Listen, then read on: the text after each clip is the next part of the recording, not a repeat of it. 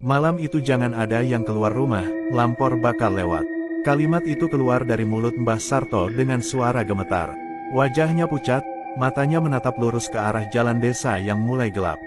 Awalnya, aku mengira itu cuma omongan orang tua untuk nakut-nakutin anak muda yang suka keluyuran malam. Tapi ketika matahari benar-benar tenggelam, suasana desa berubah drastis. Angin kencang berembus dari arah utara, membawa hawa dingin yang merayap sampai ke tulang. Semua rumah menutup pintu dan jendela rapat-rapat. Bahkan suara jangkrik pun seperti ikut menghilang. Aku baru pindah ke desa ini 2 minggu lalu, tinggal di rumah peninggalan almarhum kakek. Malam itu, rasa penasaranku mengalahkan rasa takut. Aku ingin tahu apa sebenarnya Lampor itu. Sekitar pukul 11 malam, aku mematikan semua lampu rumah, lalu mengintip dari celah gorden. Jalanan desa terlihat kosong, hanya ada kabut tipis yang semakin tebal. Lalu, dari kejauhan terdengar suara gamelan yang lirih. Suara itu pelan, tapi semakin lama semakin jelas. Bersamaan dengan itu, angin bertiup makin kencang, membuat dedaunan berisik seperti bisikan. Di kejauhan, samar-samar terlihat arakan cahaya obor. Jantungku berdegup kencang. Semakin dekat, aku mulai bisa melihat. Barisan orang berpakaian serba putih berjalan perlahan. Wajah mereka pucat, sebagian tertutup kain kafan. Di tengah arakan itu, ada keranda bambu yang diangkat 4 orang. Di atas keranda, ada sosok tubuh kaku, dibungkus kain putih, tapi kepalanya miring menatap ke arahku. Mataku membelalak. Bukan cuma itu, di belakang barisan, ada sesosok tinggi menjulang, wajahnya hitam legam tanpa mata, hanya mulut besar yang menyeringai lebar.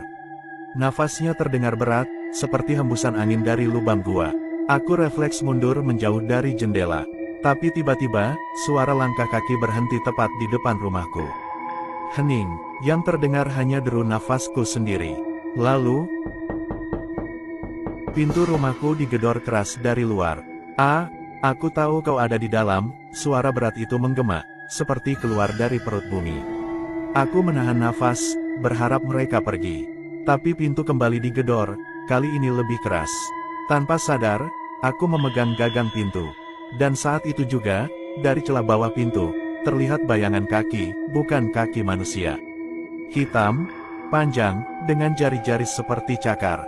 Aku mundur pelan-pelan, tapi kursi di belakangku terjatuh dan bunyinya memecah keheningan. Ketemu, suara itu berbisik tepat di telingaku, padahal tak ada siapa-siapa di belakangku. Dingin menjalar dari tengkuk hingga ke ujung kaki. Aku terhuyung, dan pandangan mataku mulai buram. Sesaat sebelum gelap, aku sempat melihat kain kafan yang tergantung di atas pintu rumah, berayun pelan seperti ada yang memegang ujungnya. Aku terbangun pagi harinya di lantai ruang tamu. Pintu rumah sudah terbuka lebar. Di depan rumah, tanah basah seperti bekas injakan banyak orang. Tapi, tidak ada jejak kaki manusia.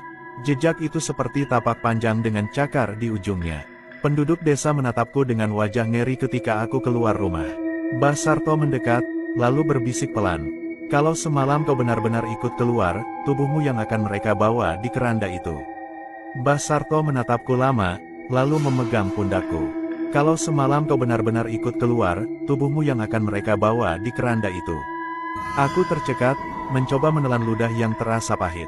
Tapi belum sempat aku bertanya lebih jauh, Mbah Sarto menunduk dan menghela napas. Lampor itu nggak cuma lewat sembarang, mereka datang untuk mengambil yang namanya ada di daftar. Daftar? Tanyaku heran. Beliau mengangguk pelan, lalu menyerahkan selembar kertas kusam dari sakunya.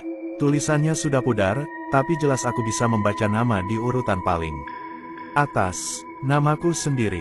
Tanganku langsung bergetar. Saat aku mengangkat kepala, Mbah Sarto sudah tidak ada di depanku. Yang ada hanyalah kain kafan basah tergantung di tiang teras rumah, meneteskan air berwarna merah pekat, dan dari arah utara, samar-samar kembali terdengar suara gamelan, makin lama makin jelas.